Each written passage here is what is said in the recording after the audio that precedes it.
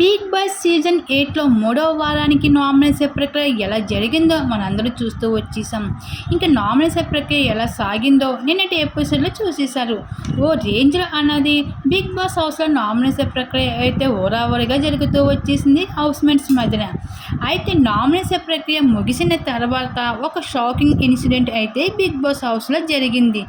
ఇంకా అది చూసిన తర్వాత బుర్ర పాడైపోయిందని చెప్పుకోవచ్చు. ఇంతకీ ఏంటంటే ఎవరు చూశారు దానిని అనే సందేహాలు అయితే మీకు వచ్చే ఉంటాయి. అది ఎవరో కాదండి, ఈ సీజన్ బిగ్ బాస్ హౌస్లో తన ఆడియన్స్తో పృథ్వీని వలలో వేసుకోవాలని చూస్తున్న విష్ణుప్రియ అనే మాట.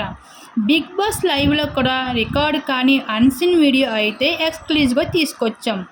ఒక బిగ్ బాస్ హౌస్లో నామినేషన్ ప్రక్రియ ముగిసిన తర్వాత బుర్ర హీట్ ఎక్కిపోయి విష్ణుప్రియ అయితే పృథ్వీతో సరదాగా కబుర్లు ఆడదామని కిచెన్ దగ్గరికి వెళ్తుంది.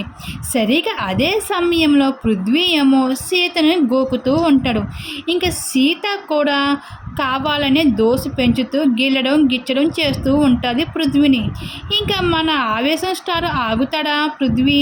ఇదే సమయం అని చూసి మళ్ళీ ఛాన్స్ దొరకదేమో అని గట్టిగా కౌగులించుకొని ముద్దు పెట్టేస్తాడు సీతను. ఇంకా ఇది మొత్తం పక్క నుంచి గమనిస్తున్న విష్ణుప్రియకి ఎక్కడో బాగా కాలిందని చెప్పుకోవచ్చు.